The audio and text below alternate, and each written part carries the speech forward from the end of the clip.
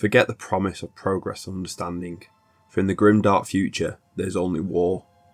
There is no peace among the stars, only an eternity of carnage and slaughter, and the laughter of thirsting gods. At the time of creation itself, the first entities will be born into the universe.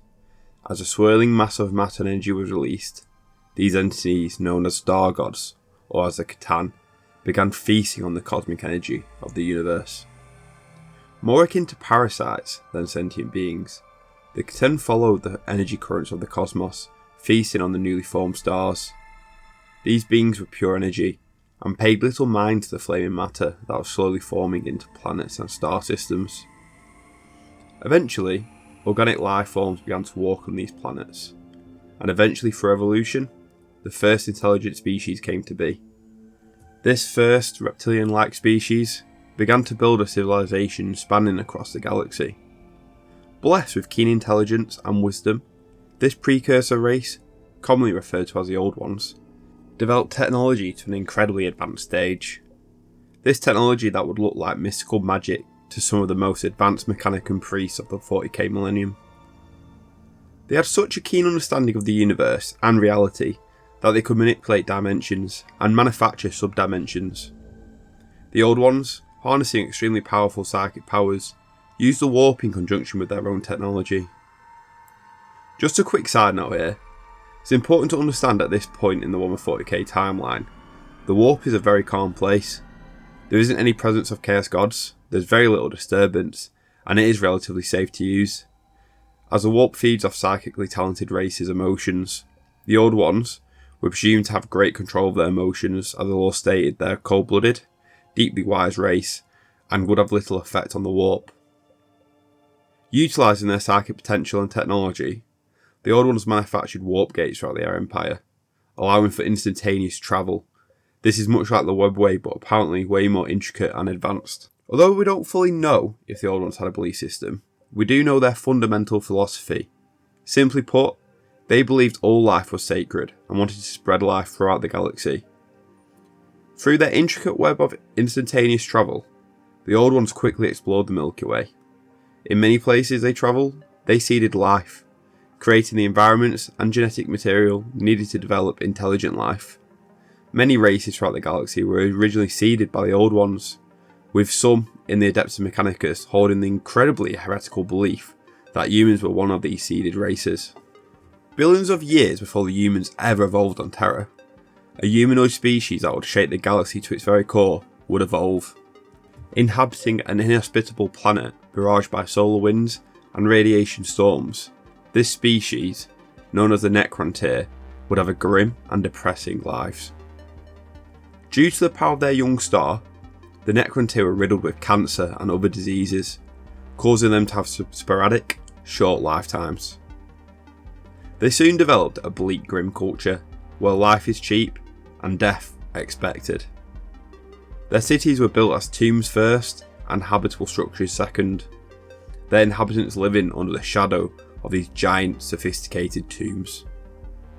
The Necrontyr rulers embodied the same fatalistic outlook, seeing their subjects as brief tools to be used and extinguished at their will. Driven more by necessity than want for exploration and advancement, the Necrontyr developed their technology to leave the homeworld, but unfortunately, the planet's evil sun had already completed its mutation on the Necrontyr's DNA. Using stasis technology and slow-moving antimatter-powered ships, the Necrontyr began to inhabit other worlds. At a snail's pace, the Necrontyr dynasty eventually spread throughout the galaxy. The dynasties were governed by the Triarch, a council composed of 3 Necrontyr monarchs known as Pharaons. The leader of the Triarch was the Silent King, called so because he would only address his subjects through his 2 Pharaons. During the Necrontyr's crawling expansion, they encountered the Old Ones. At this point, the Old Ones had reached their technological zenith for some time and had conquered death, becoming functionally immortal. This chance meeting excited the Necrontyr, seeing a race that could save them from their genetic curse and free them from death. To the dismay of all Necrontyr, the Old Ones refused to share this tech. This hurt the Necrontyr immeasurably, creating a deep rage inside them against all of the Old Ones. As time wore on for the Necrontyr, the dynasties began to make war among themselves, each dynasty seeking control of its own future. This period would become known as the Wars of Secession. These wars lasted for a generation, and it looked as if the Necrontyr would wipe themselves out until the Triarch Council made a decision that would shape the future of the galaxy. The Triarch decided to unify the Necrontyr dynasties by creating a conflict with an outside enemy powerful enough to threaten the entire Necrontyr race. During the time in the galaxy, there were few empires that could rival the Necrontyr, which led the Council to one possibility. They would declare war upon the Old Ones. It was the silent King Zarek who would ultimately begin this desperate act of war.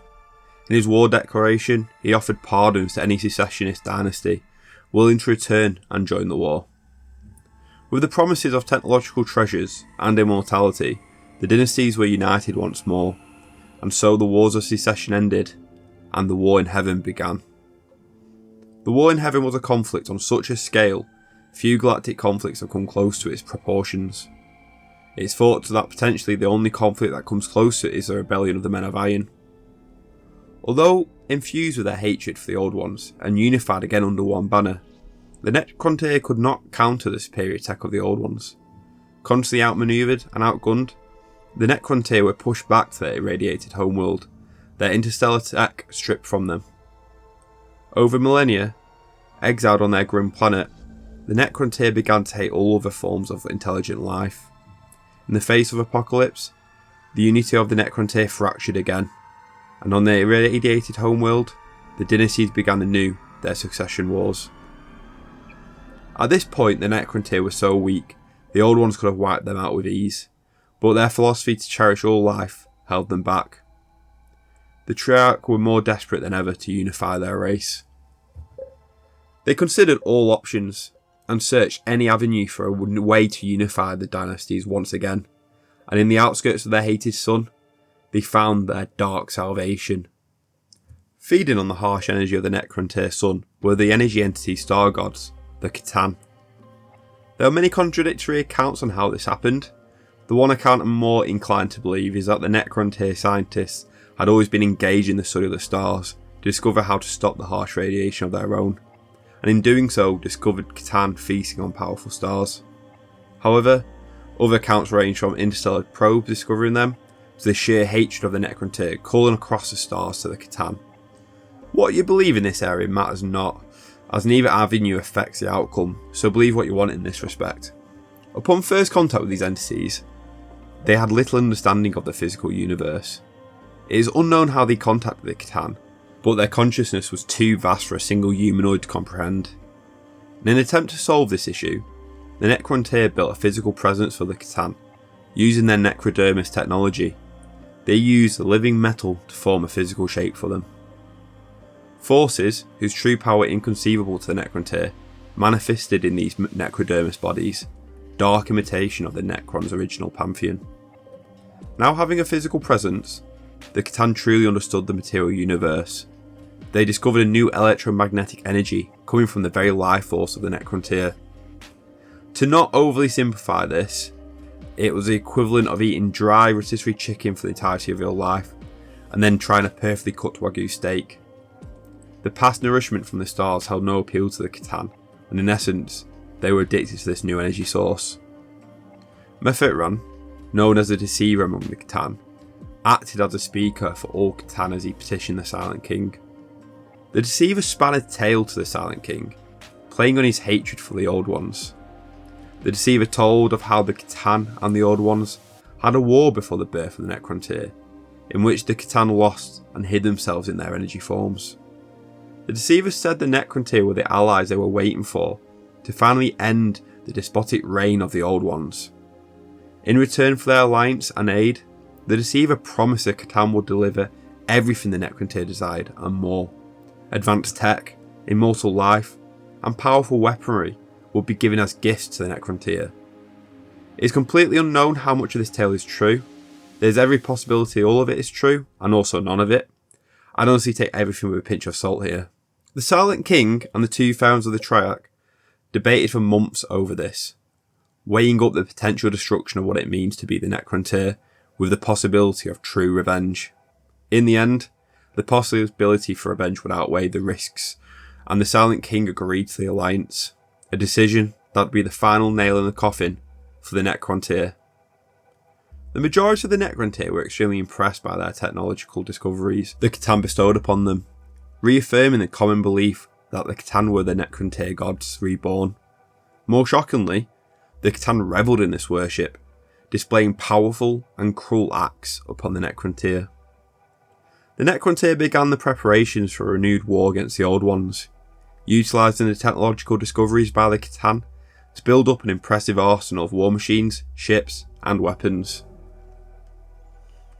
Learning from their past mistakes, the Necrontyr, with the help of the Catan, incorporated quantum phase technology into their fleet of ships, allowing them to cross the galaxy at a similar speed to the Old Ones. With the backing of the Catan, the Necrontyr felt ready to wage another war upon their hated enemies.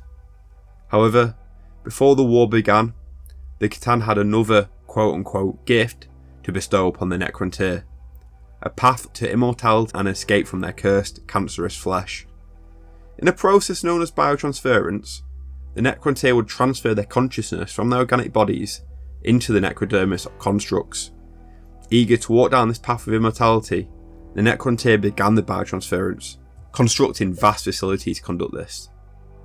In these facilities, the entire Necrontyr race will be stripped of their flesh, and leave in these new, living, metal bodies. This was the true ambition and treachery of the Catan. While being stripped of their bodies, the Necrontyr were also stripped of their souls, which, alongside a great deal of electromagnetic energy, was launched into the heavens and feasted upon by the Catan. The Silent King watched as the Catan feasted, as terrible realisation gripped him of what he had done. He had traded strength, power, and immortality for the very souls and life force of his people. Although free from physical aches, pains, and illness, the Necrontyr were afflicted by a terrible emptiness, a hollowness that could not be explained. This was when the realisation of what they had done took root. I think the wiki does a perfect job of summarising this. With great sorrow, the Silent King beheld the fate he had brought upon his people. The Necrontyr now but a memory, and the soulless, undying Necrons had been reborn in their place. Inside every Necron mind was implanted command protocol code, granting the Silent King complete loyalty. At first, this was welcomed, as the Empire had never been more unified. Yet the Silent King feared what would happen if the protocols weren't in place, and grew paranoid that the entirety of the Necrons would turn on him. Inside the Necrons, only the aristocracy and military leaders retained their self-awareness and intellect. The majority of the Necrons were little better than machines, living to serve. At the beginning, few Necrons were concerned of what they had lost, only what they had gained, and how they would make war on the Old Ones. Following the biotransference, the Catan had never been so powerful. After gorging themselves on the life force of the entire race, the Catan had reached levels of unlimitless power. This power allowed them to directly counter the Old Ones' war powers. And so, the war in heaven was renewed, this time the balance of power shifting. With this new onslaught of their ancient foes, the Old Ones were doomed. In the conflict, entire star systems were destroyed, and a large portion of the life around the galaxy was extinguished by the Necrons. Breaching the webway, the Necrons assailed the Old Ones on all fronts. The Necron siege inside the webway would cause havoc inside the subdimensional passageways, turning the well-organised passageways into a tangle more akin to a labyrinth. The Necrons were tireless in their attack on the Old Ones, winning decisive battles and turning the tide of war favourably. Whether it was due to boredom, greed, or a mixture of both, we don't know, but during this time, the Catan began to use their limitless power on each other, waging reckless and bitter wars. As entire civilizations were destroyed and harvested by the Catan, battles between the Catan became more common. The victors would consume the other, and towards the end of the war, only a small number of Catan actually remained. The Old Ones, facing catastrophic defeat, became desperate. They began to fast-track and further develop life-seeded species, using their advanced understanding of biology and the warp to ensure these species had potent psychic powers, capable of incredible feats in the defence of the Old Ones. The Eldari were one of the earliest of these species to develop and join the War in Heaven. The Croak, who would evolve into the Orc, were another species developed, surviving as frontline troops. Other potential races were the Reshan and the Nib. These species weren't quickly developed. They evolved over millennia as the Necrons hunted all life throughout the galaxy, conducting a red harvest for their Catan masters. The loyal servant race of the Old Ones, when properly developed and ready, enthusiastically joined the war they were designed for, proving effective and slowly turning the tide. These races used their psychic power to counter the Necron tech. This new onslaught shattered the Catan's empire, as the lethal force of the Immaterian itself was wielded against Necrons.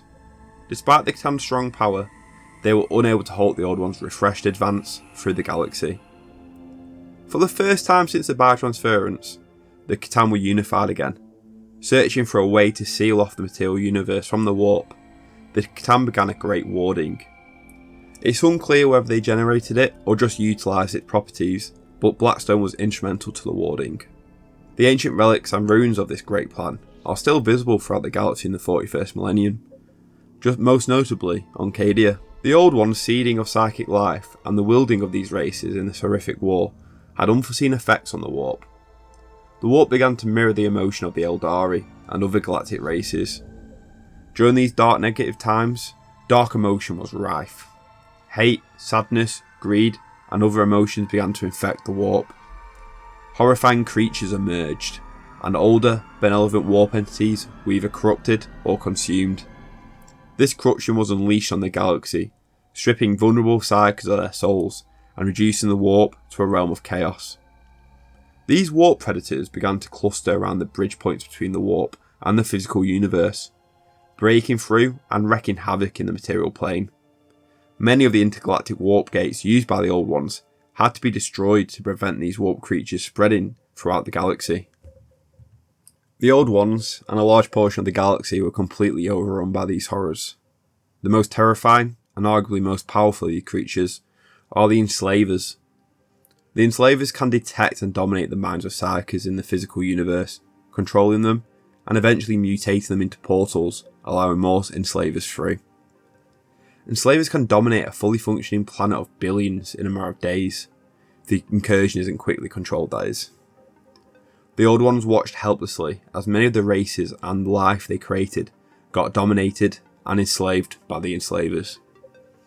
This was a catastrophe the technological powers and warp ability of the Old Ones and their loyal servant races could not overcome, and during these dark days, the Old Ones fell. What we do know for certain is they went extinct inside the Milky Way galaxy.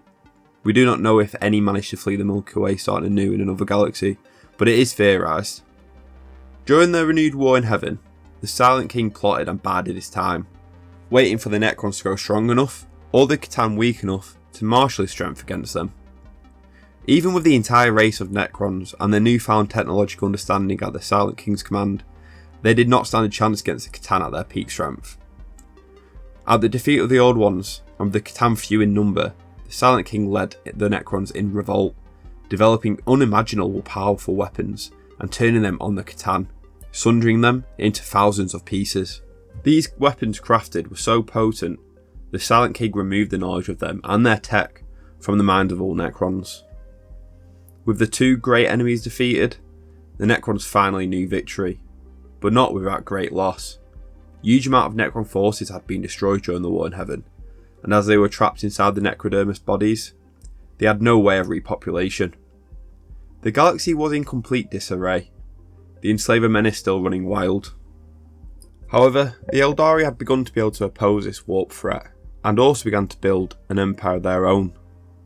The Necrons, weakened by their attack on the Catan, could not stand against this growing Eldari empire. Seeing that the Necrons had no place in the current galaxy, the Silent King ordered that the remaining Necron cities be transformed into great tomb complexes, filled with stasis crypts. The Silent King commanded the Necrons to sleep for 60 million years, in which they would return to the galaxy and rebuild what they had lost. Thanks for joining me today, guys. I wanted to start this series for a while now, and I'm really excited to hear what you think of it. For those who are patiently waiting for the next Guard Regiment video, don't worry, it will be out soon. I've also just finished the script for a Space Marine lore deep dive, which I think you're all going to enjoy. Thanks again for joining me today, guys. Don't forget to like and subscribe. See you all in a bit.